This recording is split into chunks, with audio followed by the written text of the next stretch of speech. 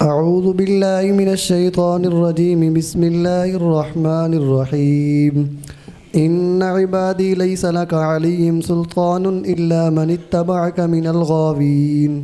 بے شک میرے خاص بندوں پر تیرا کوئی زور نہیں، ہاں جو تیری پیروی کر لے گمراہوں میں سے۔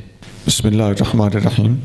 میرے بندوں پر تیرا کوئی بس نہیں چلے گا سوائے ان کے جو گمراہ ہوں اور وہ تیرے پیچھے چل پڑیں۔ بات مخلصین کی ہے، جن کو اللہ نے اخلاص کی دولت سے مالا مال کیا ہے، وہ کبھی بھی شیطان کے نرغے میں نہیں آتے۔ اخلاص اللہ کا ایک راز ہے، جس کے سینے میں چاہتا ہے رکھ دیتا ہے۔ حضرت بکر بن عبداللہ مزنی رحمۃ اللہ علیہ تابعی ہیں، صحیح سند کے ساتھ ان کا قول ہے، اور بعض صوفیاء بلکہ بہت سارے صوفیاء فرماتے ہیں کہ یہ نبی کریم صلی اللہ علیہ وسلم کا اپنا فرمان ہے کہ ما سبقکم ابو بکر بکثرۃ الصلاۃ والصیام الا بالشیء الذی وقر فی قلبہ۔ ابو بکر تم لوگوں میں سب سے آگے اس لیے نہیں نکلا کہ نمازیں اور روزے اس نے زیادہ رکھے یا کیے ہوں، بلکہ اس چیز کی وجہ سے آگے نکلا ہے جو اخلاص اللہ نے اس کے سینے میں رکھ دیا ہے۔ یہ حکیم ترمذی نے کتاب النوادر کے اندر حدیث نقل کی ہے۔ آگے جی۔ وَإِنَّ جَهَنَّمَ لَمَوْعِدُهُمْ أَجْمَعِينَ۔ اور بے شک ان سب کے وعدے کی جگہ جہنم ہے۔ جی، سب کے وعدے کی جگہ جہنم ہے۔ جی۔ لَهَا سَبْعَةُ أَبْوَابٍ لِكُلِّ بَابٍ مِّنْهُمْ جُزْءٌ مَّقْسُومٌ۔ اس کے 7 دروازے ہیں، ہر دروازے کے لیے ان گمراہوں میں سے حصہ ہے تقسیم کیا ہوا۔ جی، 7 طبقے ہیں، اور جہنم کے ہر طبقے کا الگ الگ دروازہ ہے، اور ہر طبقے والوں کا الگ الگ دروازہ ظاہر ہے پھر ہوگا، تو اپنے اپنے طبقے کے لحاظ سے اپنے اپنے دروازے میں سے گزر کر اندر جائیں گے۔ آگے چلیے۔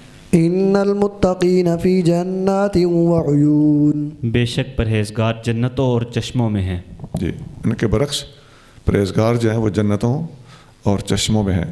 دوزخیوں کے جو طبقات ہیں ان کے بارے میں حدیث میں آتا ہے، نبی کریم صلی اللہ علیہ وآلہ وسلم نے ارشاد فرمایا کہ جہنم لوگوں کو کسی کو ٹخنوں تک آگ میں لپیٹے گی، اور کسی کو کمر تک، اور کسی کو گردن تک۔ تو یہ طبقات کے حوالے سے حدیث میں ارشاد فرمایا۔ مسلم 2845۔ دوسری طرف ان المتقین فی جنات و عیون، متقی لوگ جنت میں ہوں گے اور چشموں میں ہوں گے۔ جنت ان کی جمع ہے باغات، اور عیون عین کی جمع ہے چشمہ۔ آگے چلیے۔ ادخلوها بسلام آمنین۔ ان سے کہا جائے گا تم ان میں داخل ہو جاؤ سلامتی کے ساتھ بے خوف ہو کر۔ جنات اور عیون میں یعنی عیش و عشرت کی جگہ میں، اللہ کے انعامات کی جگہ میں داخل ہو جاؤ بسلام، سلامتی کے ساتھ، آمنین، امن کی حالت میں۔ آگے چلیے۔ ونزعنا ما في صدورهم من غل اخوانا على سرر متقابلین۔ اور جو کچھ ان کے سینوں میں للہیت کی بنا پر رنجشیں تھیں وہ سب ہم کھینچ لیں گے، آپس میں بھائی بھائی ہو کر عزت و کرامت کی مسندوں پر روبرو بیٹھے ہوں گے۔ ونزعنا، نزع کھینچ لینا، ما فی صدورہم جو ان کے دلوں میں ہوگا، من غل آپس کی رنجش، غل یہاں مراد رنجش ہے۔ تو اللہ کی رضا کے لیے جو مسلمانوں کے اندر باہم رنجشیں ہوں گی، بات ہو رہی ہے جنتیوں کی۔ جنتی جو ہوں گے ان کے اندر جو باہمی رنجشیں ہوں گی وہ نکال دی جائیں گی۔ علی سرر متقابلین، وہ تختوں پر بیٹھے ہوں گے آمنے سامنے، بالمقابل، یعنی پیار محبت کے رنگ میں آپس میں بیٹھے ہوں گے۔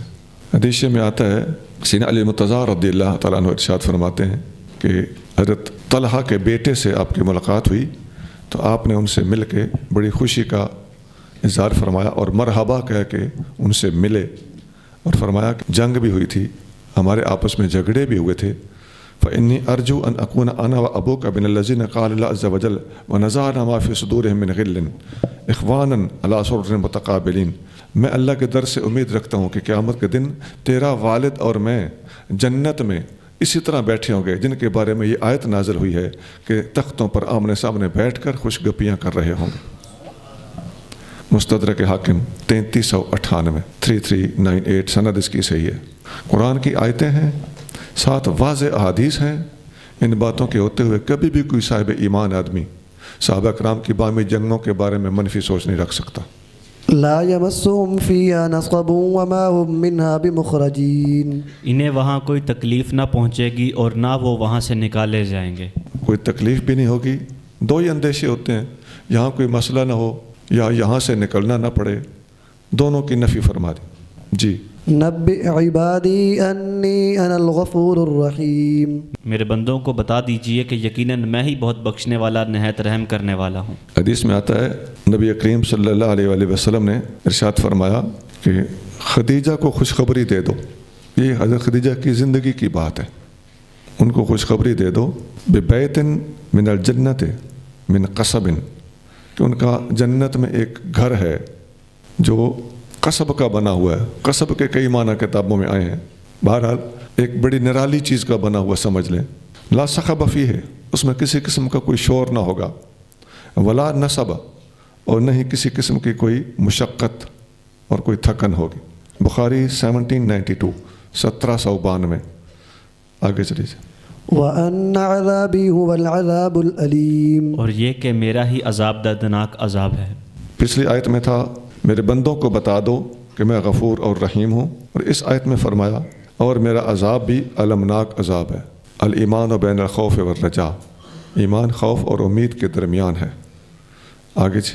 وَنَبِّئْهُمْ عَنْ ضَيْفِ إِبْرَاهِيمَ، اور انہیں ابراہیم کے مہمانوں کا حال سنائیے۔ ابراہیم کے مہمانوں کا حال سنائیے۔ یہاں سے حضرت ابراہیم علیہ السلام کے پاس جانے والے دو فرشتوں کا واقعہ جو پہلے گزر چکا ہے، تھوڑے لفظی فرق کے ساتھ دوبارہ بیان ہونے لگا ہے۔ جی۔ إِذْ دَخَلُوا عَلَيْهِ فَقَالُوا سَلَامًا قَالَ إِنَّا مِنْكُمْ وَجِلُونَ، جب وہ ان کے پاس آئے تو انہوں نے سلام کہا، ابراہیم نے فرمایا بے شک ہم تم سے ڈر محسوس کر رہے ہیں۔ جی آگے چلیے، یہ واقعہ پہلے گزر چکا ہے، آیتیں پڑھتے جائیں اور ترجمہ کرتے جائیں۔ قالوا لا توجل إنا نبشرك بغلام عليم، انہوں نے کہا آپ ڈریے نہیں، بے شک ہم آپ کو علم والے فرزند کی بشارت دیتے ہیں۔ قال أبشرتموني على أن مسني الكبر فبم تبشرون، فرمایا کیا مجھے اس حال میں بشارت دیتے ہو کہ مجھے پہنچ گیا بڑھاپا، تو اب کس چیز کی خوشخبری سناتے ہو؟ قالوا بشرناك بالحق فلا تكن من القانطين، انہوں نے کہا ہم نے آپ کو حق کے ساتھ بشارت دی ہے تو آپ مایوس ہونے والوں میں سے نہ ہوں۔ قال ومن يقنط من رحمة ربه إلا الضالون، فرمایا کون مایوس ہو سکتا ہے اپنے رب کی رحمت سے سوائے گمراہوں کے؟ قال فما خطبكم أيها المرسلون، فرمایا پھر تمہارا اور کیا کام ہے اے فرشتوں؟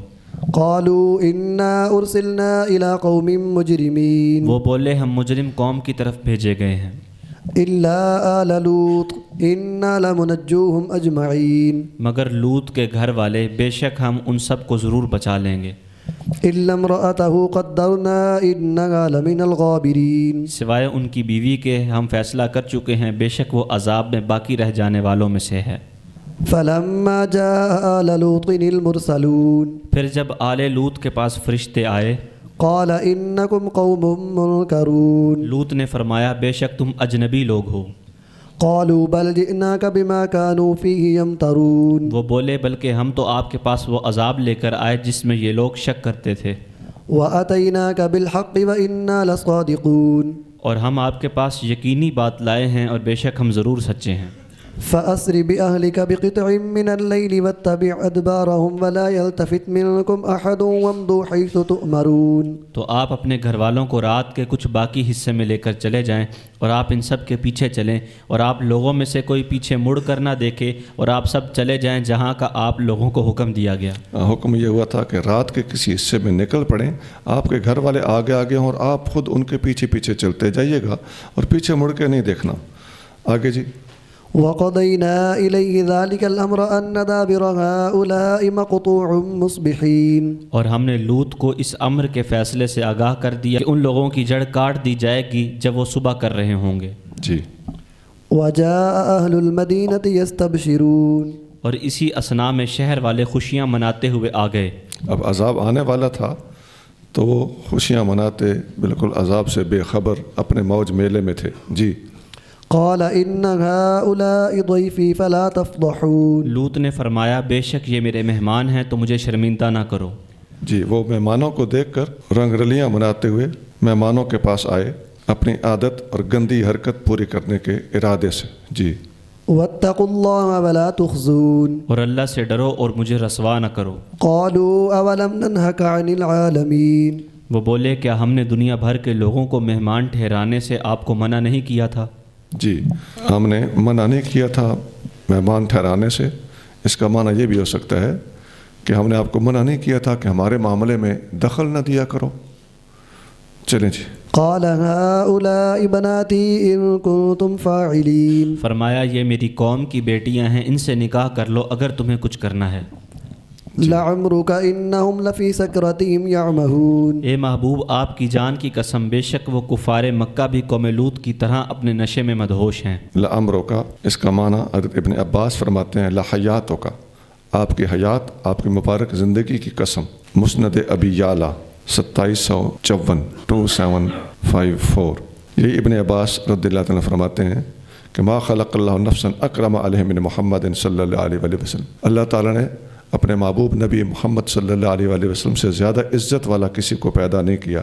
وما اقسم اللہ تعالیٰ بحیات احد الا بحیاتہ، اللہ تعالیٰ نے پوری دنیا میں کسی شخصیت کی زندگی کی قسم نہیں اٹھائی سوائے اپنے محبوب صلی اللہ علیہ وآلہ وسلم کی زندگی کے۔ ابن جریر اور بغوی اسی آیت کے تحت۔ فأخذتهم الصيحة مشرقين، تو قوم لوط کو صبح سورج نکلتے ہوئے سخت ہولناک آواز نے پکڑ لیا۔ جی ایک آواز، ایک چیخ تھی صبح کے وقت، وہ آئی چیخ نکلی، یہ لوگ عذاب میں گرفتار ہو گئے۔ جی مشرقین اس کا معنی ہے سورج نکلنے کے وقت، اشراق کے وقت۔ جی فجعلنا عاليها سافلها وأمطرنا عليهم حجارة من سجيل، تو ہم نے ان بستیوں کے اوپر کے حصے کو نیچے کا حصہ کر دیا اور ہم نے ان پر کھنگر کے پتھر برسائے۔ جی نچلا حصہ اوپر کر دیا، جیسے پہلے ایک جگہ گزرا وہی خاویۃ علی عروشها، تو وہی رنگ یہاں پر، وہ پہلے گری ہوئی تھی لیکن یہ عذاب کے نتیجے میں گر گئی۔ سجیل پکی مٹی یا کھنگر کو بولتے ہیں۔ جی ان فی ذلک لآیات للمتوسمین، بے شک اس میں نشانیاں ہیں اہل بصیرت کے لیے۔ متوسم بصیرت والے، متفکرین مراد ہے۔ ابو سعید خدری رضی اللہ تعالیٰ عنہ فرماتے ہیں کہ اتقوا فراست المومن فإنہ ینظر بنور اللہ، مومن کی فراست سے ڈرا کرو، یہ اللہ کے نور سے دیکھتا ہے۔ اور اہل علم نے نبی پاک علیہ السلام کے اس ارشاد کو اس آیت کے تحت، اس آیت کی تفسیر کے طور پر بیان کیا ہے۔ ان فی ذلک لآیات للمتوسمین، ترمذی 3127۔ متوسمین کا معنی متفرسین، فراست والے۔ یہ جو حدیث میں فراست کا لفظ آیا ہے باقاعدہ اس آیت میں متوسمین کا معنی ہی متفرسین کیا گیا ہے، لہذا یہ حدیث اس آیت کی باقاعدہ تفسیر ہے۔ آگے چلیے جی۔ وَإِنَّهَا لَبِسَبِيلٍ مُقِيمٍ، اور بے شک وہ ہلاک شدہ بستیاں ایسی راہ پر ہیں جس پر آمد و رفت اب تک جاری ہے۔ آمد و رفت والی شاہراہوں کے اوپر یہ بستیاں آباد ہیں۔ ان فی ذلک لآیۃ للمؤمنین، بے شک اس میں نشانی ہے ایمان والوں کے لیے۔ آگے چلیے۔ وَإِن كَانَ أَصْحَابُ الْأَيْكَةِ لَظَالِمِينَ، اور بے شک اصحاب ایکا گھنے جنگل والے بڑے ظالم تھے۔ جی اصحاب ایکا، اس سے مراد کیا ہے؟ اس علاقے والے، اس بستی والے، اس گھنے جنگل والے۔ آگے جی۔ فَانْتَقَمْنَا مِنْهُمْ وَإِنَّهُمَا لَبِإِمَامٍ مُبِينٍ، تو ہم نے ان سے انتقام لیا اور بے شک قوم لوط اور ایکا کی وہ دونوں بستیاں کھلے راستے پر واقع ہیں۔ جی ہم نے ان سے انتقام لیا، یہ دونوں قوم لوط اور ایکا کی بستی والے، یہ مین روڈ پر ان کی رہائش گاہیں تھیں اور ان کے گاؤں تھے۔ جی وَلَقَدْ كَذَّبَ أَصْحَابُ الْحِجْرِ الْمُرْسَلِينَ، اور بے شک وادی ہجر والوں نے رسولوں کو جھٹلایا۔ جی وادی ہجر یہ تیسرے لوگ ہیں، یہ حجاز اور شام کے درمیان کا علاقہ ہے، ہجر کا علاقہ۔ چلیے جی۔ وَآتَيْنَاهُمْ آيَاتِنَا فَكَانُوا عَنْهَا مُعْرِضِينَ، اور ہم نے ان کو اپنی نشانیاں دیں تو وہ ان سے منہ پھیرتے رہے۔ جی آگے چلیے۔ وَكَانُوا يَنْحِتُونَ مِنَ الْجِبَالِ بُيُوتًا آمِنِينَ، اور وہ پہاڑوں میں گھر تراشتے تھے اپنی جگہ بے خوف ہو کر۔ جی پہاڑوں کے اندر گھر تراشتے تھے، یعنی پہاڑ کو کھودا، گھر بنایا، باقاعدہ انجینئر لوگ تھے۔ چلیے جی۔ فَأَخَذَتْهُمُ الصَّيْحَةُ مُصْبِحِينَ، تو انہیں صبح ہوتے ہوئے خوفناک آواز نے پکڑ لیا۔ فَمَا أَغْنَى عَنْهُمْ مَا كَانُوا يَكْسِبُونَ، تو ان کی کمائی ان کے کچھ کام نہ آئی۔ ان کی کمائی ان کے کچھ کام نہ آئی۔ ایک حدیث میں آتا ہے نبی کریم صلی اللہ علیہ وآلہ وسلم نے اصحاب ہجر کے بارے میں فرمایا کہ لا تدخلوا علی هؤلاء القوم، اے میرے امتیو ان کے علاقے میں داخل نہ ہوا کرو، الا ان تکونوا باقین، ہاں اگر کہیں جانا پڑ جائے تو روتے ہوئے جایا کرو۔ فإن لم تکونوا باقین، اگر روتے ہوئے وہاں نہیں جاؤ گے تو فلا تدخلوا علیہم، تو پھر وہاں نہ جانا۔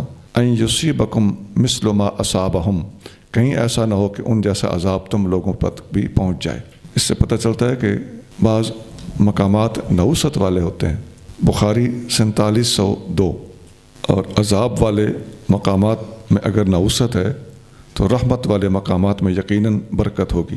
فما اغنى عنهم ما كانوا يكسبون، تو ان کی کمائی ان کے کچھ کام نہ آئی۔ جی، ان کی کمائی ان کے کچھ کام نہ آئی، جو کچھ انہوں نے کرتوت کیے ان کا کوئی فائدہ نہ ہوا بلکہ الٹا نقصان ہوا۔ جی، وما خلقنا السماوات والأرض وما بينهما إلا بالحق وإن الساعة لآتية فاصفح الصفح الجميل، اور ہم نے آسمانوں اور زمینوں اور جو کچھ ان کے درمیان ہے کسی چیز کو پیدا نہیں کیا مگر حق کے ساتھ، اور بے شک قیامت ضرور آنے والی ہے، تو آپ حسن و خوبی کے ساتھ درگزر فرمائیں۔ جی ہاں، حسن و خوبی کے ساتھ درگزر کرتے رہیے اور ان کے اندر اچھے طریقے سے گزران کیجیے، یہ اپنا نتیجہ خود بھگتنے والے ہیں۔ جی، ان ربك هو الخلاق العلیم، بے شک آپ کا رب ہی بہترین پیدا کرنے والا، سب کچھ جاننے والا ہے۔ یہ خلاق بھی ہے، علیم بھی ہے، تو جو سب سے بڑا خالق ہے اور اچھی طرح خوب خلق کرنے والا ہے، تو یہ ہے اپنے مخلوق کے ایک ایک بال سے آگاہ و آشنا بھی ہے، علیم بھی ہے۔ آگے جی، وَلَقَدْ آتَيْنَاكَ سَبْعًا مِّنَ الْمَثَانِي وَالْقُرْآنَ الْعَظِيمِ، اور بے شک ہم نے آپ کو 7 آیتیں دیں جو دہرائی جاتی ہیں، اور عظمت والا قرآن۔ 7 آیتیں جو دہرائی جاتی ہیں، سورۃ فاتحہ مراد ہے، اور پورے کا پورا قرآن۔ نبی کریم صلی اللہ علیہ وسلم خود ارشاد فرماتے ہیں کہ الحمدللہ رب العالمین ہی السبع المثانی والقرآن العظیم الذی اوتیتہ۔ سورۃ فاتحہ ہی سبع المثانی ہے اور قرآن عظیم ہے جو مجھے دیا گیا ہے۔ بخاری 4703، عن ابی ہریرہ رضی اللہ عنہ قال قال رسول اللہ صلی اللہ علیہ وسلم ام القرآن ہی السبع المثانی والقرآن العظیم۔ ام القرآن یہی سبع المثانی ہے اور قرآن عظیم ہے۔ بخاری 4704۔ آگے چلیے۔ لا تمدن عينيك إلى ما متعنا به أزواجا منهم ولا تحزن عليهم واخفض جناحك للمؤمنين، آپ اپنی آنکھیں اٹھا کر بھی ان چیزوں کو نہ دیکھیں جو کافروں کے گروہوں کو کچھ فائدہ اٹھانے کے لیے ہم نے دے رکھی ہیں، اور ان پر غمگین نہ ہوں، اور آپ اپنی رحمت کے بازو ایمان والوں کے لیے جھکائے رکھیے۔ ایمان والوں کے اوپر اپنی رحمت کے بازو جھکائے رکھیے، ان کے اوپر شفقتیں اور نوازشیں جاری رکھیے۔ اسی طرح نبی پاک علیہ السلام کا واقعی عمل بھی تھا۔ حدیث میں آتا ہے کہ لولا الہجرۃ لکنت امرأ من الانصار، میں نے ہجرت کی ہے، اگر ہجرت نہ ہوتی تو میں پسند کرتا کہ میں انصاریوں میں سے ہوتا۔ ولو سلک الناس وادیا وسلکت الانصار وادیا، اگر ساری دنیا کے لوگ کسی راستے سے گزریں اور انصار کسی اور وادی میں سے گزریں، لسلکت وادی الانصار، تو میں انصار والی وادی میں سے گزرنا پسند کروں گا۔ بخاری 7527، 7527۔ ایک حدیث میں آتا ہے، ابن عمر رضی اللہ عنہ کا قول ہے، وہ فرماتے ہیں من اوتی القرآن فرآ احدا اوتی من الدنیا افضل مما اوتی فقد صغر عظیما وعظم صغیرا۔ جس بندے نے دیکھا، جس بندے کو اللہ نے قرآن کی دولت عطا فرمائی ہے، وہ کسی اور بندے دنیا دار کے پاس دیکھتا ہے دنیا، تو وہ سمجھتا ہے کہ یہ میرے سے افضل ہے اور اس کے پاس مجھ سے زیادہ نعمت ہے۔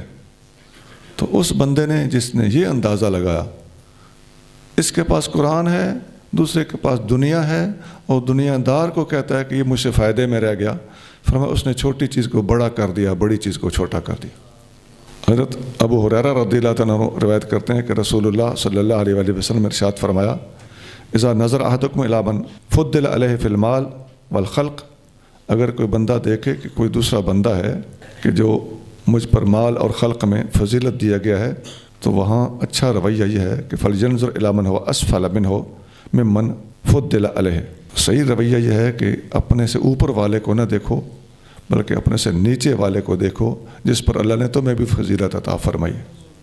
مسلم 2963۔ یہ آیت تھی جس کی یہ تفسیر ہے، لا تمدن عینیک الی ما متعنا بہ ازواجا منہم ولا تحزن علیہم۔ آگے چلیے۔ وَقُلْ إِنِّي أَنَا النَّذِيرُ الْمُبِينُ، اور فرمائیے بے شک میں ہی ہوں عذاب کا واضح ڈر سنانے والا۔ جی آگے چلیے۔ كَمَا أَنزَلْنَا عَلَى الْمُقْتَسِمِينَ، جیسا عذاب ہم نے نازل فرمایا بانٹنے والوں پر۔ بانٹنے والوں پر، یہاں بانٹنے والوں سے مراد اللہ کی آیات کو بانٹنے والے، کچھ کو ماننا اور کچھ کو نہ ماننا۔ آگے الذين جعلوا القرآن عضين جنہوں نے کر دیا تھا قرآن اپنی کتاب کو ٹکڑے ٹکڑے. جی اپنی کتاب کو انہیں ٹکڑے ٹکڑے کر دیا تھا. ابن عباس رضی اللہ تعالیٰ عنہ فرماتے ہیں کہ آمنوا ببعض وکفروا ببعض الیہود والنصارى. یہ کتاب کے کچھ حصوں پر ایمان لائے تھے اور کچھ حصوں کا انکار کرتے تھے. یہ یہودی اور نصرانی تھے. بخاری 4706. ایک حدیث میں ابن عباس کا قول اس طرح بھی ہے ہم اہل الکتاب جزؤوہ اجزاء. یہ اہل کتاب تھے جنہوں نے کتاب کے ٹکڑے ٹکڑے کر دیے. فآمنوا ببعضہ وکفروا ببعض. بعض حصوں پر ایمان لائے اور بعض حصوں کا کفر کیا. بخاری 3945 3945. یہ انکار کا ایک خطرناک طریقہ ہوتا ہے. یکسر منکر ہو جانا اگلے کی سمجھ میں آنے کے لیے بڑا آسان ہوتا ہے، لیکن بندہ دعویٰ اقرار کا کرتا ہو اور بیچ میں جہاں اپنے مزاج کے خلاف کوئی چیز نظر آئے تو اس کا یکسر انکار کر دیتا ہو یا اس کو چھپا لیتا ہو یا پڑھتے پڑھتے اس پہ ہاتھ رکھ کے دوسروں سے چھپانے کی بھی سازش کرتا ہو. یہ گھٹیا ترین حرکت، صاف تصریحات کے ہوتے ہوئے ان کو چھپا جانا، لوکا جانا، کھا پی جانا، یہ خالص یہودیت ہے. اور مسلمان ان کو چیخ چیخ کے بتاتے رہتے ہیں کہ بھائی تم نے ساری آیتوں کو ملحوظ نہیں رکھا، تم نے ساری حدیثوں کا لحاظ نہیں رکھا، تم نے ایک آیت یا ایک حدیث پڑھ لی ہے، تم نے تطبیق نہیں دی، تم نے محکمات کو اختیار نہیں کیا. لیکن یہ اپنی مرضی کرتے ہیں. یہ خالص یہودیانہ طریقہ ہے، خواہ کوئی کلمہ گو ایسی حرکت کرے تو بھی. فوربك لنسألنهم أجمعين. تو آپ کے رب کی قسم ہم ان سب سے ضرور پوچھیں گے. ضرور پوچھیں گے ان کے اعمال کے بارے میں، اور ضرور پوچھیں گے انہیں ان کے عقائد اور نظریات کے بارے میں. نبی کریم صلی اللہ علیہ وآلہ وسلم نے اسی آیت کو پڑھا، لنسألنهم اجمعین، ہم ان سب سے ضرور سوال کریں گے. آپ نے فرمایا ان قول لا الہ الا اللہ، اللہ ان سے ضرور سوال کرے گا لا الہ الا اللہ کے بارے میں. ترمذی 3126. آگے جی. عما كانوا يعملون. ان سب کاموں کے متعلق جو وہ کرتے تھے. ان کے بارے میں بھی سوال ہوگا جو ان کے اعمال تھے. عقائد کے بارے میں بھی سوال ہوگا اور اعمال کے بارے میں بھی سوال ہوگا. اور اما كانوا يعملون اس کو اگر وسیع معنی میں لیا جائے تو عقائد بھی اس کے اندر شامل کیے جا سکتے ہیں. آگے جی. فاصدع بما تؤمر واعرض عن المشركين. تو آپ اعلانیہ فرما دیں جس بات کا آپ کو حکم دیا جاتا ہے اور مشرکین سے منہ پھیر لیجیے. جس چیز کا حکم دیا جاتا ہے وہ سر عام ارشاد فرمائیے، بولیے. نبی کریم صلی اللہ علیہ وآلہ وسلم نے سر عام کھڑے ہو کر ارشاد فرمایا تھا یا ایھا الناس قولوا لا الہ الا اللہ تفلحوا. اے لوگو لا الہ الا اللہ پڑھو فلاح پا جاؤ گے. اور اس آیت میں جو سر عام اللہ کی توحید کا اور کلمہ حق کا پرچار کرنے کا حکم دیا جا رہا ہے، فصدع کھل کر بولیے. اس میں تقیہ کا صاف رد موجود ہے. تقیہ صرف چھپانے کا نام ہے اور فصدع میں سر عام للکر کے ارشاد فرما دینے کا حکم دیا جا رہا ہے. انا کفیناک المستہزئین. بے شک ہم نے آپ کی کفایت فرمائی مذاق اڑانے والوں کے شر سے. جی ہم کافی ہو گئے آپ کی طرف سے المستہزئین، مذاق اڑانے والوں کے خلاف. الذین یجعلون مع اللہ الہا آخر فسوف یعلمون. جو اللہ کے ساتھ دوسرا معبود بناتے ہیں تو عنقریب وہ جان لیں گے. آگے چلیے. وَلَقَدْ نَعْلَمُ أَنَّكَ يَضِيقُ صَدْرُكَ بِمَا يَقُولُونَ. اور بے شک ہم خوب جانتے ہیں کہ آپ کا سینہ تنگ ہوتا ہے اس سے جو وہ کہتے ہیں. جی مخالفین جو حرکتیں کرتے تھے، سازشیں کرتے تھے، پھبتیاں کستے تھے، ظاہر ہے نبی کریم صلی اللہ علیہ وسلم کو تکلیف تو ہوتی ہوگی. تو اللہ فرماتا ہے کہ ہم اچھی طرح جانتے ہیں کہ محبوب آپ کو ان کی خرافات سن کر اور ان کی مخالفتیں دیکھ دیکھ کر تکلیف ہوتی ہے، آپ کا سینہ مبارک تنگ ہوتا ہے. آگے جی. فَسَبِّحْ بِحَمْدِ رَبِّكَ وَكُن مِّنَ السَّاجِدِينَ. تو آپ اپنے رب کی حمد کے ساتھ اس کی پاکی بیان کیجئے اور ہو جائیے سجدہ کرنے والوں میں سے. جی تسبیح، حمد اور سجدہ، تین چیزوں کا اس آیت میں حکم دیا گیا ہے. حضرت حذیفہ رضی اللہ تعالیٰ عنہ فرماتے ہیں کہ نبی کریم صلی اللہ علیہ وآلہ وسلم کو اذا حزب امر صلی، جب کوئی آپ کو مشکل معاملہ پیش آتا تو آپ نماز پڑھنے لگ جاتے. ابو داؤد 1319. ہمیں جب مشکل پڑتی ہے تو ہمارے ہاں کیا رواج ہے، زیادہ سے زیادہ دعا کرتے ہیں. دعا اچھی بات ہے لیکن نبی پاک علیہ السلام کا سنت طریقہ تازہ وضو کر کے 2 نفل پڑھنا اور اللہ سے وَاسْتَعِينُوا بِالصَّبْرِ وَالصَّلَاةِ، صبر اور نماز کے ذریعے اللہ سے مدد لو۔ خوش نصیب ہے وہ بندہ جسے مشکل کے وقت اللہ کی طرف رجوع کرنا یاد آیا۔ وَاعْبُدْ رَبَّكَ حَتَّى يَأْتِيَكَ الْيَقِينُ، اور اپنے رب کی عبادت کیجیے یہاں تک کہ آپ کے پاس پیغام اجل آ جائے۔ جی، اپنے رب کی عبادت کیجیے حتیٰ کہ یقین آ جائے۔ یقین کا معنی موت کیا گیا ہے۔ حضرت سالم حضرت فاروق اعظم کے پوتے ہیں، وہ فرماتے ہیں الیقین الموت، یقین سے مراد موت ہے۔ بخاری 4706 ترجمۃ الباب۔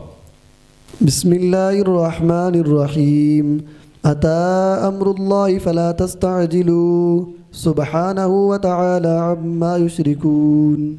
اللہ نہایت رحمت والے بےحد رحم فرمانے والے کے نام سے۔ اللہ کا حکم قریب آ پہنچا تو اس کو جلد طلب نہ کرو، اللہ پاک اور بلند ہے ان سے جنہیں وہ اس کا شریک ٹھہراتے ہیں۔ بسم اللہ الرحمن الرحیم، سورۃ النحل مکی ہے۔ اللہ کریم فرما رہا ہے اتی امر اللہ فلا تستعجلوہ، اللہ کا حکم آ گیا، مراد اس کے نہایت قریب ہونے سے استعارہ ہے کہ اللہ کا حکم یعنی قیامت کے دن کا وقوع اتنا قریب ہے کہ سمجھو قیامت آئی کہ آئی، جلدی نہ مچاؤ۔ جب قیامت آ جائے گی تو اس وقت لوگ جب پیچھے پلٹ کے دیکھیں گے تو گزری ہوئی زندگی ایک پل نظر آئے گا۔ حضرت سال رضی اللہ تعالیٰ عنہ فرماتے ہیں کہ رسول اللہ صلی اللہ علیہ وآلہ وسلم نے فرمایا بعثت انا والساعۃ کہاتین، میں اور قیامت ان 2 انگلیوں کی طرح جڑے ہوئے۔ بخاری 6503 6503۔ آگے چلیے۔ ينزل الملائكة بالروح من أمره على من يشاء من عباده أن أنذروا أنه لا إله إلا أنا فاتقون۔ رسالت بنی اسرائیل میں منحصر نہیں بلکہ جبریل کے ہمراہ نگران فرشتوں کو اللہ اتارتا ہے، وہی قرآن دے کر اپنے حکم سے اپنے بندوں میں سے جس پر چاہتا ہے، اور وہ آخری نبی محمد عربی ہیں کہ لوگوں کو ڈر سناؤ کہ میرے سوا کوئی معبود نہیں تو مجھ سے ڈرو۔ جی، وہی کا سلسلہ گزشتہ انبیاء علیہ السلام سے ہوتا ہوا نبی کریم رؤوف الرحیم صلی اللہ علیہ وآلہ وسلم پر انتہا پذیر ہوا، اور مشن اور میسج تمام انبیاء کا بھی یہی تھا، اور اللہ کے محبوب نبی صلی اللہ علیہ وآلہ وسلم آخر الزمان کا بھی یہی تھا، لا الہ الا اللہ فاتقون، بس اللہ سے ڈرو۔ آگے جی۔ خلق السماوات والارض بالحق تعالی عما یشرکون، اس نے آسمانوں اور زمینوں کو برحق پیدا کیا، وہ ان کے ٹھہرائے ہوئے شریکوں سے بلند تر ہے۔ آگے چلیے۔ خلق الانسان من نطفة فاذا هو خصيم مبين، اس نے انسان کو نطفے سے بنایا تو ناگہاں وہ کھلا جھگڑالو بن گیا۔ جی، انسان ایک نطفے سے بنا ہوا ہے، سبحان اللہ، پانی کا ایک گندا قطرہ ہے۔ حدیث میں آتا ہے نبی کریم صلی اللہ علیہ وآلہ وسلم نے ایک دفعہ لعاب مبارک اپنے کپڑے میں لیا، اپنا لعاب مبارک، پھر وہ اس کو ایسے صحابہ کرام کو شو کیا، دکھایا، پھر فرمایا کہ اللہ تعالیٰ عز و جل فرماتا ہے انا توجزنی ابن آدم، اے آدم کے بیٹے تو مجھے عاجز کیسے کر سکتا ہے، وقد خلقتک من مثل ہذہ، میں نے تمہیں پیدا کیا ہے اس سے ملتی جلتی ایک چیز سے۔ اپنے کپڑے میں ناک مبارک کی رینٹھ لے کر آپ کریم صلی اللہ علیہ وسلم نے یہ بات ارشاد فرمائی۔ وَإِذَا بَلَغَتْ نَفْسُكَ هَٰذِهِ وَإِشَارَ إِلَىٰ حَلْقِهِ، اے آدم کے بیٹے جب تیری جان یہاں آ کے اٹک جاتی ہے، نبی کریم صلی اللہ علیہ وسلم نے اپنے حلق مبارک کی طرف اشارہ فرمایا، تو اب کہنے لگتے ہو قُلْتَ أَتَصَدَّقُ، اب میں صدقے کرتا ہوں۔ وَأَنَّا أَوَانُ الصَّدَقَةِ، صدقے کا ٹائم کتنا دور جا چکا ہوتا ہے۔ ابن ماجہ 2707۔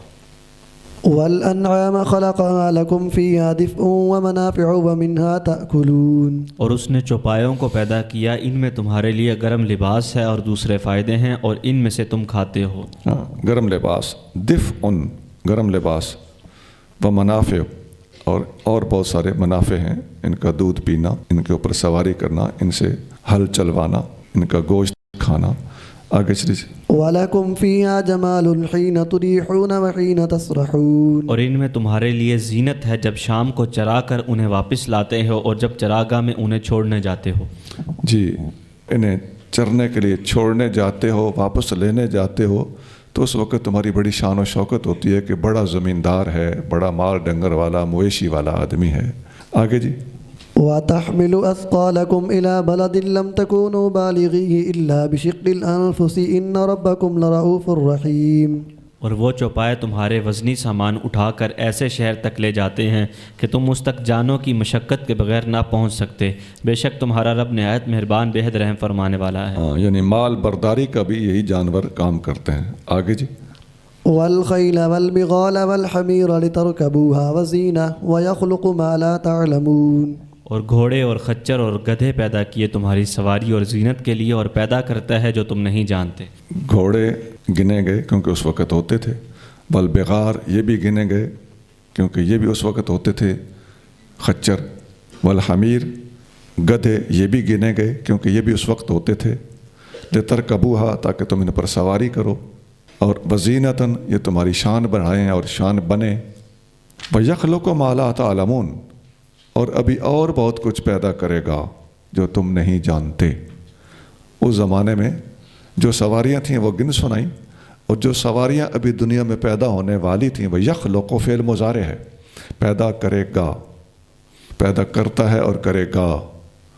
تو اب آپ خود سمجھ آئیں کہ قرآن شریف کے اندر موٹر سائیکلوں، کاروں اور جہازوں کا ذکر ہے کہ نہیں. ما لا تعلمون جو تم ابھی تک نہیں جانتے. ظاہر ہے اس وقت اگر قرآن کہہ دیتا تو جنہیں عادت ہی مذاق اڑانے کی ہے انہوں نے اس وقت مذاق ہی اڑانا تھا. لیکن اتنا خوبصورت اشارہ ہے قرآن کے اندر کہ اگر انصاف سے کوئی بندہ ان آیتوں کو پڑھے تو قرآن کی عظمت کا دل سے معترف ہو جائے. چلیے یہاں ایک حدیث ہے میں سنا دیتا ہوں.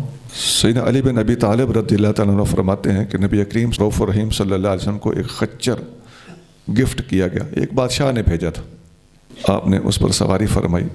تو سیدنا علی مرتضیٰ رضی اللہ تعالیٰ عنہ نے عرض کیا یا رسول اللہ یہ خچر جو ہے یہ تو گھوڑی اور گدھے کے ملاپ سے پیدا ہوتا ہے. تو نبی کریم صلی اللہ علیہ وسلم نے فرمایا انما یفعل ذلک الذین لا یعلمون. یہ حرکت نہ جاننے والے لوگ کرتے ہیں، لا علم لوگ یہ حرکت کرتے ہیں. تو یہ کوئی ایسی اپریشیبل چیز نہیں ہے. نسائی 3580. آگے جی.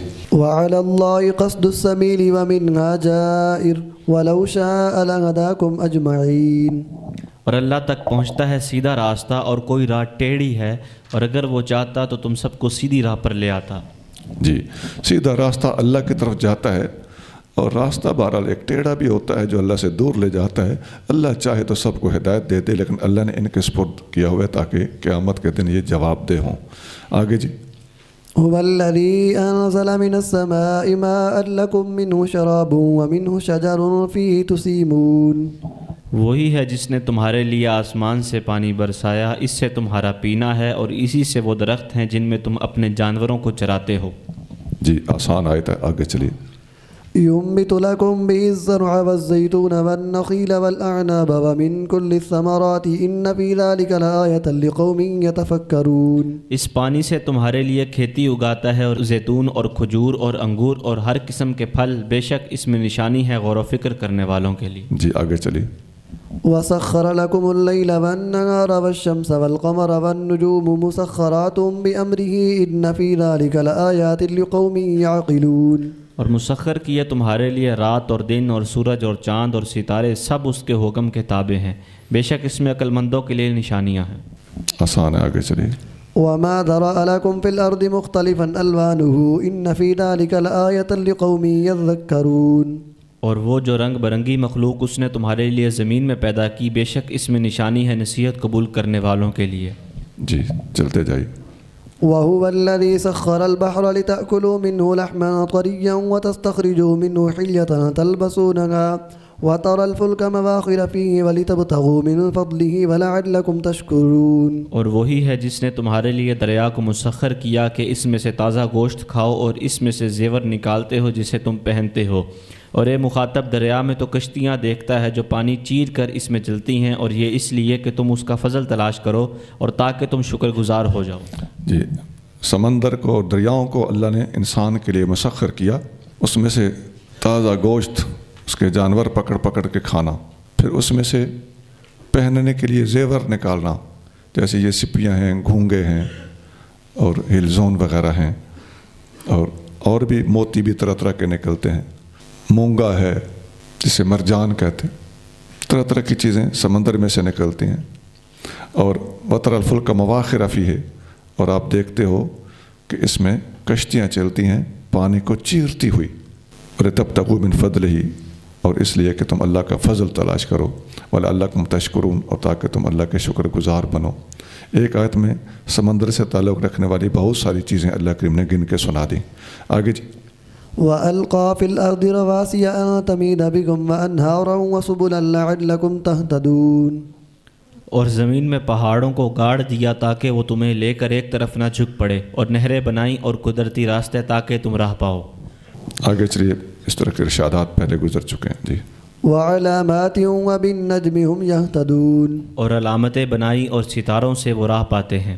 جی، علامتیں بنا دیں، یعنی راستہ دیکھنے کے لیے نشانات اور علامتیں، اور ستارے بھی راستے کو سمجھنے میں مدد دیتے ہیں۔ آگے جی۔ أَفَمَن يَخْلُقُ كَمَن لَّا يَخْلُقُ أَفَلَا تَذَكَّرُونَ، تو کیا جو پیدا کرے وہ اس کی طرح ہے جو کچھ پیدا نہ کر سکے، تو کیا تم نصیحت قبول نہیں کرتے؟ جی، جو پیدا کرتا ہے یعنی اللہ تعالیٰ، کیا اس کی طرح ہو سکتا ہے جو کچھ بھی پیدا نہیں کرتا، یعنی بت۔ آگے جی۔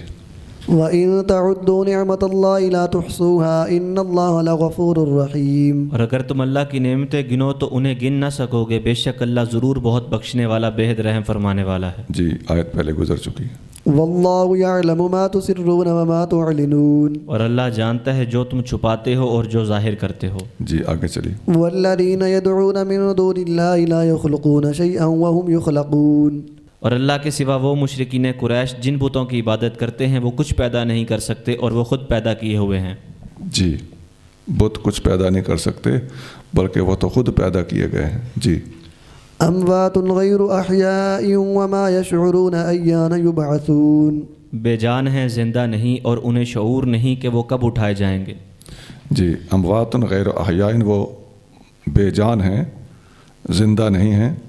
وما یشعرون ایان یبعثون، انہیں کچھ پتہ نہیں کہ انہیں کب اٹھایا جائے گا۔ یہ وما یشعرون ایان یبعثون، انہیں کچھ شعور نہیں کہ انہیں کب اٹھایا جائے گا۔ یہ اٹھائے جانے کے الفاظ سے بعض لوگوں کو غلط فہمی ہوتی ہے، شاید یہ انبیاء اولیاء کی بات ہو رہی ہے، نہیں، یہ بتوں کی بات ہو رہی ہے۔ اور بتوں کا بھی اٹھایا جانا، یہ تو ہر چیز کا اٹھایا جانا امر واقع ہے، یہ ہونا ہی ہونا ہے۔ انسان ہوں، باقی جاندار ہوں، بے جان چیزیں ہوں، پتھر اور اینٹ کیوں نہ ہو، سب ہر چیز کی بعثت ہونی ہی ہونی ہے۔ ان چیزوں نے اس دنیا سے اٹھ جانا ہے، تو یہ یبعثون دنیا سے اٹھ جانے کے معنی میں ہے، لہذا اس کو صرف انبیاء علیہ السلام پر یا اللہ کے پیاروں پر فٹ کرنا غلط ہے۔ آگے جی۔ إلهكم إله واحد فالذين لا يؤمنون بالآخرة قلوبهم منكرة وهم مستكبرون، تمہارا معبود ایک معبود ہے، تو جو لوگ آخرت پر یقین نہیں رکھتے ان کے دل منکر ہیں اور وہ متکبر ہیں۔ جی، آسان ہے، آگے چلیے۔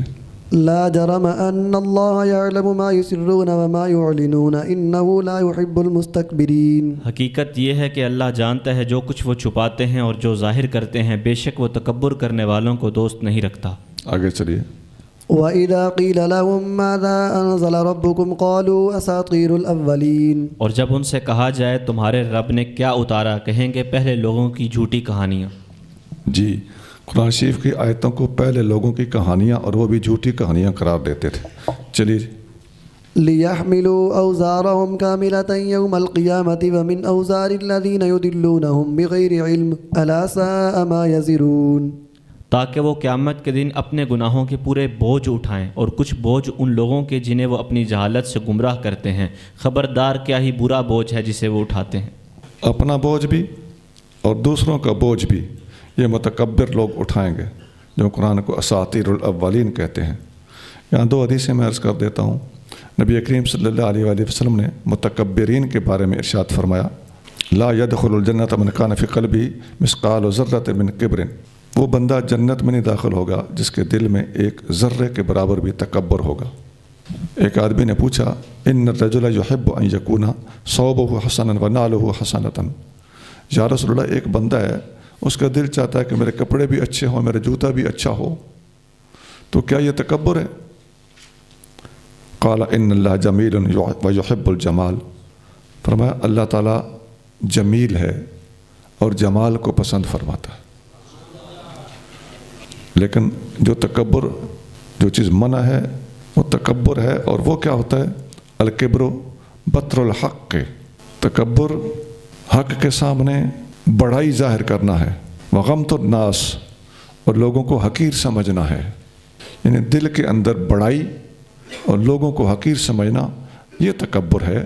اچھا لباس پہننے سے انسان متکبر نہیں ہو جاتا، یہ تو خذوا زینتکم عند کل مسجد جیسی آیتوں سے ثابت بھی ہے۔ یہ حدیث مسلم شریف میں ہے، حدیث نمبر 91 اور ایک حدیث میں آتا ہے، حضرت ابو ہریرہ رضی اللہ عنہ فرماتے ہیں کہ رسول اللہ صلی اللہ علیہ وآلہ وسلم نے ارشاد فرمایا کہ جس نے کسی کو ہدایت کی طرف دعوت دی اور اس نے اس کی دعوت کو قبول کر لیا تو اس قبول کرنے والے کو بھی اجر ملے گا اور اس دعوت دینے والوں کو بھی اجر ملے گا، اور اس قبول کرنے والے کے اجر کے برابر اس دعوت دینے والے کے اجر میں بھی اضافہ ہوگا۔ اور اسی طرح غلط کام کی طرف دعوت دینے والے کو گناہ ملے گا، اور گناہ کرنے والے کو بھی گناہ ملے گا، اور اس کے گناہ کے برابر دعوت دینے والے کو بھی گناہ ملے گا۔ مسلم 2674 2674۔ قد مكر الذين من قبلهم فأتى الله بنيانهم من القواعد فخر عليهم السقف من فوقهم وأتاهم العذاب من حيث لا يشعرون۔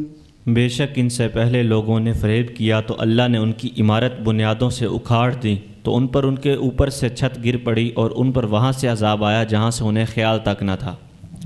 جی اگلے لوگوں نے مکر کیا تو ان کا یہ حشر ہوا، اچانک عذاب کا شکار ہو گئے۔ آگے چلی۔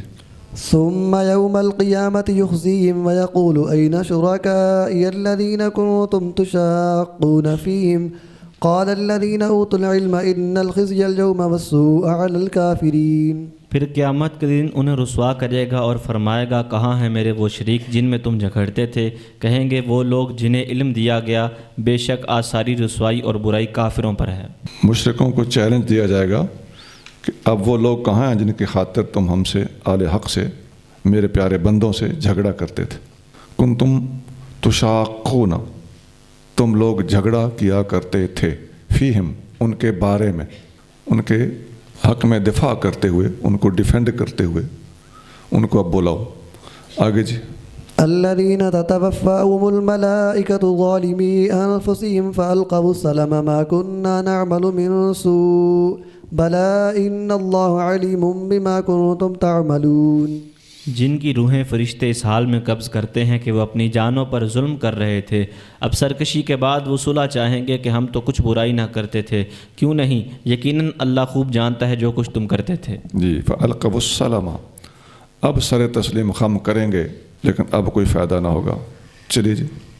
فادخلوا ابواب جہنم خالدین فیہا فلبئس مثوى المتکبرین۔ تو جہنم کے دروازوں میں داخل ہو جاؤ، ہمیشہ اس میں رہو، تو کیا ہی برا ٹھکانہ ہے تکبر کرنے والوں کا۔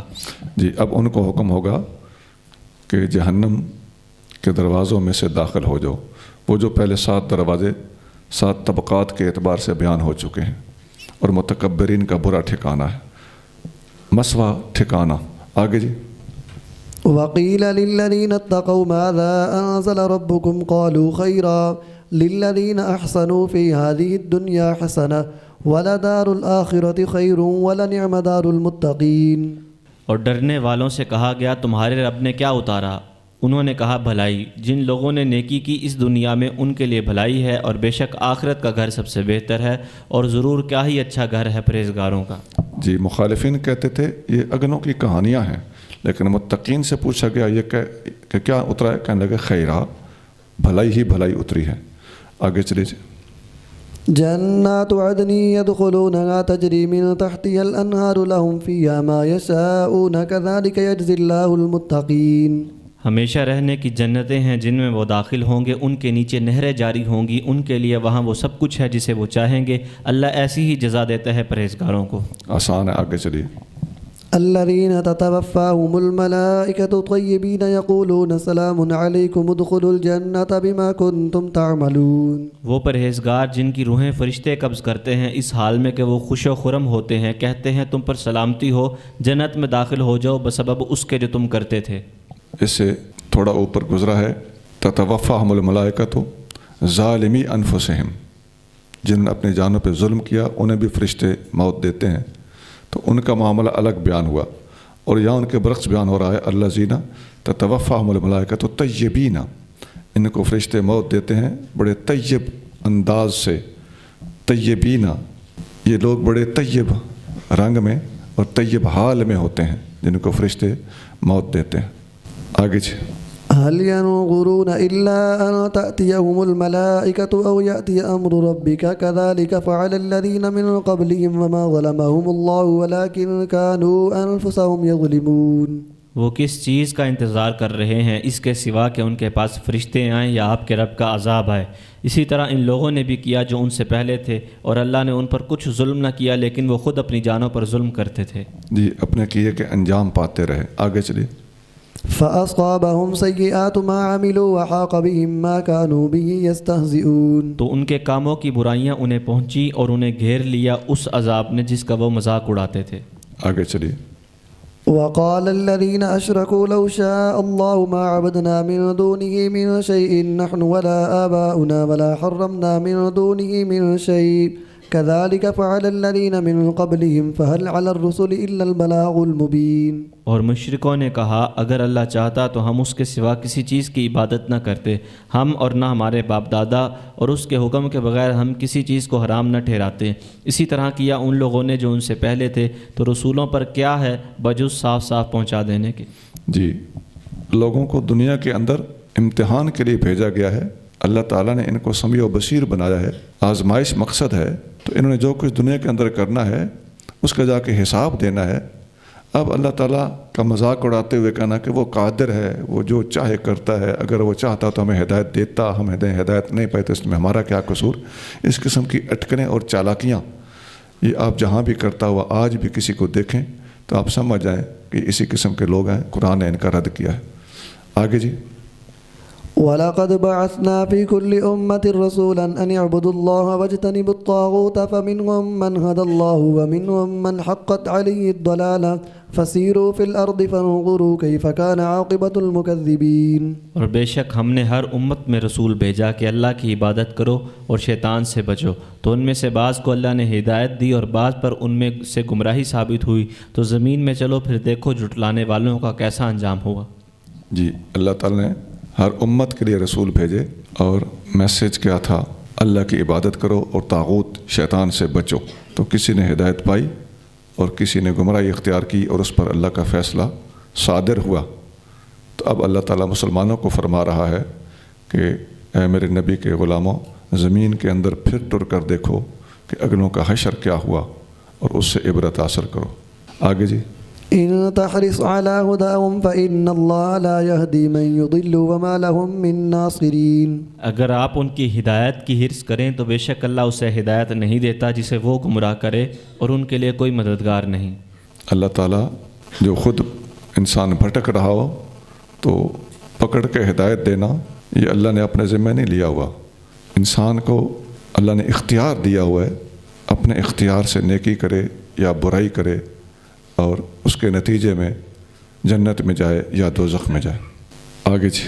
وَأَقْسَمُوا بِاللَّهِ جَهْدَ أَيْمَانِهِمْ لَا يَبْعَثُ اللَّهُ مَن يَمُوتُ بَلَىٰ وَعْدًا عَلَيْهِ حَقًّا وَلَٰكِنَّ أَكْثَرَ النَّاسِ لَا يَعْلَمُونَ. اور انہوں نے اپنی سخت ترین قسموں میں اللہ کی قسم کھائی کہ اللہ مردوں کو نہ اٹھائے گا.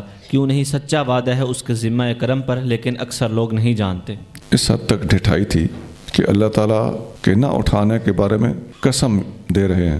مالک وہ ہے، قادر وہ ہے، فیصلہ اس کا ہے، اور اٹھانے کا فیصلہ بھی اس کا ہے. اور یہ قسم اٹھا رہے ہیں کہ جی وہ دوبارہ بالکل نہیں اٹھائے گا۔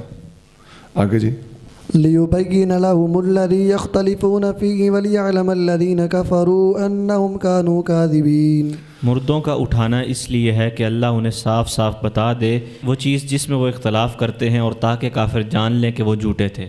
جی، قیامت کا دن ہے ہی لوگوں کو آئینہ دکھانے کے لیے اور انہیں کے کیے کی سزا بھگتنے کے لیے اور اچھے لوگوں کے کیے کی جزا اور اجر ان کو فراہم کرنے کے لیے۔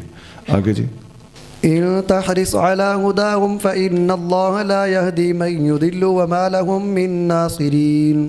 اگر آپ ان کی ہدایت کی حرص کریں تو بے شک اللہ اسے ہدایت نہیں دیتا جسے وہ گمراہ کرے، اور ان کے لیے کوئی مددگار نہیں۔ اے محبوب صلی اللہ علیہ وسلم، اگر آپ ان کی ہدایت کے لیے حرص فرمائیں تو اللہ تعالیٰ ان لوگوں کو ہدایت نہیں دیتا جنہیں گمراہ کرتا ہے۔ اللہ تعالیٰ دوسری جگہ پہ ارشاد فرماتا ہے وَيَهْدِي إِلَيْهِ مَنْ أَنَابَ، اللہ ہدایت دیتا ہے اس کو جو اللہ کی طرف رجوع کرتا ہے۔ تو اس سے بات کلیئر ہو جاتی ہے کہ اللہ تعالیٰ پکڑ کے گمراہ نہیں کرتا کسی کو۔ یہ سورۃ الرعد کی آیت نمبر 27 ہے۔ اور دوسری جگہ پہ فرمایا وَيَهْدِي إِلَيْهِ مَنْ يُنِيبُ، اللہ اپنے طرف ہدایت دیتا ہے جو اللہ کی طرف پلٹتا ہے۔ سورۃ شورى آیت نمبر 13۔ اور ایک اور جگہ پر ارشاد فرمایا وَيُضِلُّ اللَّهُ الظَّالِمِينَ، اللہ تعالیٰ گمراہ کرتا ہے ظالموں کو۔ تو اس آیت میں جو ہے کہ ان اللہ لا یہدی من یضل، اللہ تعالیٰ اسے ہدایت نہیں دیتا جو گمراہ ہوتا ہے، تو وضاحت ہوگی یضل اللہ الظالمین کے الفاظ سے۔ یہ الفاظ سورۃ ابراہیم کی آیت نمبر 27 میں ہے، وما لہم من ناصرین، ان کا کوئی مددگار نہیں ہوگا۔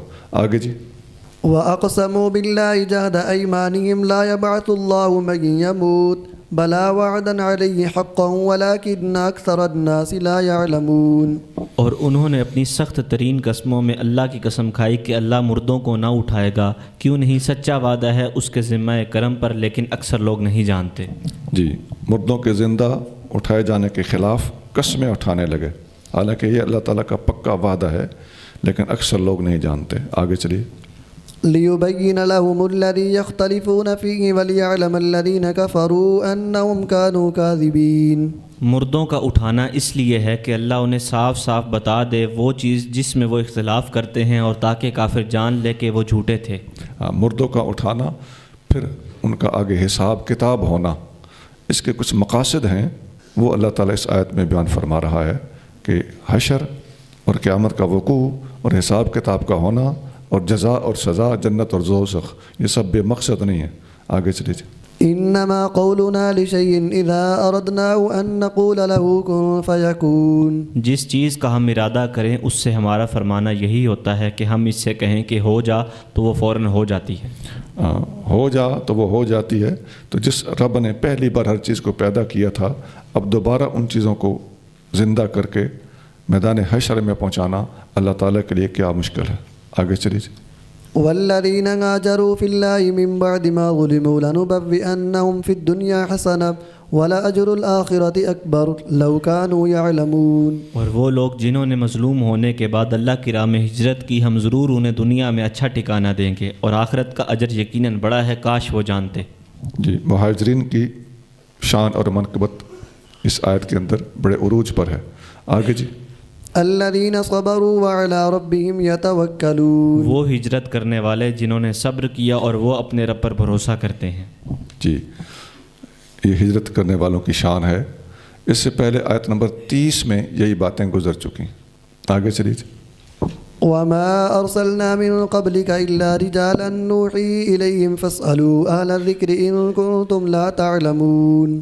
اور ہم نے آپ سے پہلے رسول بنا کر نہ بھیجے مگر مرد جن کی طرف ہم وحی بھیجتے تھے، تو علم والوں سے پوچھو اگر تم نہیں جانتے۔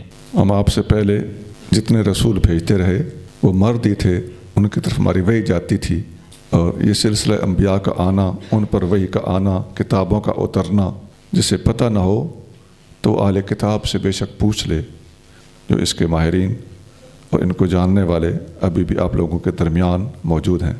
فَاسْأَلُوا أَهْلَ الذِّكْرِ إِن كُنتُمْ لَا تَعْلَمُونَ۔ اپنے شان نزول کے اعتبار سے اس آیت کا تعلق اہل ذکر یعنی اہل کتاب سے ہے، لیکن اس آیت کے الفاظ کے عموم سے یہ ثابت ہوتا ہے کہ ہر نہ جاننے والے کو چاہیے کہ علماء سے مسئلہ پوچھ لیا کرے، اگر نہیں پتہ تو پوچھ لینا چاہیے۔ اپنے طور پہ کوئی فیصلہ کر لینا یا جلدی سے کوئی فیصلہ کر لینا، بلکہ جلدی سے کوئی فیصلہ سنا دینا، یہ ایک غلط عادت ہے۔ آگے جی، بالبينات والزبر وأنزلنا إليك الذكر لتبين للناس ما نزل إليهم ولعلهم يتفكرون۔ ہم نے ان رسولوں کو روشن دلیلوں اور کتابوں کے ساتھ بھیجا، اور ہم نے آپ کی طرف قرآن نازل کیا کہ آپ لوگوں کو صاف صاف بتا دیں جو ان کی طرف نازل کیا گیا، اور تاکہ وہ فکر سے کام لیں۔ واضح معجزات اور زبر یعنی کتابیں دے کر پچھلے انبیاء کو بھیجا گیا تھا۔ یہ اس سے پہلے جو آیت نمبر 43 ہے اس کے ساتھ اس کا تعلق ہے، وَمَا أَرْسَلْنَا مِن قَبْلِكَ إِلَّا رِجَالًا نُوحِي إِلَيْهِمْ۔ تو یہاں بالبینات والزبر ان رجال کو، ان انبیاء علیہ السلام کو بینات اور زبر دے کر بھیجا گیا تھا۔ اور اب نبی کریم صلی اللہ علیہ وآلہ وسلم کا ذکر خیر فرمایا، وَأَنزَلْنَا إِلَيْكَ الذِّكْرَ، اے محبوب آپ پر بھی ہم نے ذکر نازل کیا ہے، لِتُبَيِّنَ لِلنَّاسِ مَا نُزِّلَ إِلَيْهِمْ، تاکہ آپ لوگوں پر واضح کریں کہ آپ پر جو کچھ نازل ہوا ہے اس کا مطلب کیا ہے۔ قرآن کی توضیح، تفسیر، تشریح اور معانی بیان کرنا نبی کریم صلی اللہ علیہ وسلم کی ذمہ داری قرار دیا گیا ہے۔ اس آیت میں حدیث کی حجیت بڑی واضح طور پر موجود ہے۔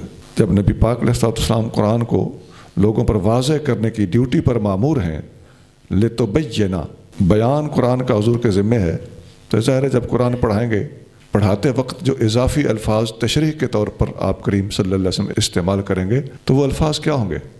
انہی کو ہم حدیث اور سنت کہتے ہیں۔ جو لوگ حدیث کا انکار کرتے ہیں یا مستشرق ہیں یا مستشرقین کی راہ پر ہیں اور بنے ہوئے مسلمان ہیں، ان سے پوچھئے کہ آپ اپنے شاگردوں کو جب قرآن پڑھاتے ہو تو قرآن کی تشریح کرتے وقت صرف قرآن کے الفاظ سنا کے پیچھے ہٹ جاتے ہو؟ کچھ نہ کچھ تو وضاحتی الفاظ بولتے ہو نا؟ تو ان سے پوچھا جائے کہ جو الفاظ اضافی بولنے کا تمہیں حق ہے، کیا وہ الفاظ اضافی بولنے کا نبی کریم صلی اللہ علیہ وسلم کو حق ہے کہ نہیں؟ تو تم بولو تو وہ تفسیر بنے، حضور بولیں تو وہی حدیث بنتی ہے۔ تو تمہاری تفسیر تو تفسیر بھی نہیں ہے، تحریف ہے، چونکہ حدیث کو چھوڑ کر بنیادی ہستی جن کے اوپر قرآن اترا ہے ان کی توضیحات و تشریحات کو تم نے ماننے سے انکار کر رکھا ہے اور اپنی مرضی سے تشریحات کرتے ہو۔ أفأمن الذين مكروا السيئات أن يخسف الله بهم الأرض أو يأتيهم العذاب من حيث لا يشعرون۔ تو کیا وہ لوگ جنہوں نے نہایت برے مکر کیے وہ اس بات سے بے خوف ہو گئے کہ اللہ انہیں زمین میں دھنسا دے یا ان پر عذاب آئے جہاں سے انہیں شعور تک نہ ہو؟ اللہ کے عذاب سے ڈرنا چاہیے، اور ان کے جو مکر اور فریب ہیں تو ان کا علاج بھی یہی ہے کہ اللہ انہیں زمین میں دھنسا دے۔ تو کیا یہ ایسے عذاب سے بے خوف اور پرامن ہو چکے ہیں؟ سبحان ربک رب العزت عما یصفون وسلام علی المرسلین والحمد للہ رب العالمین۔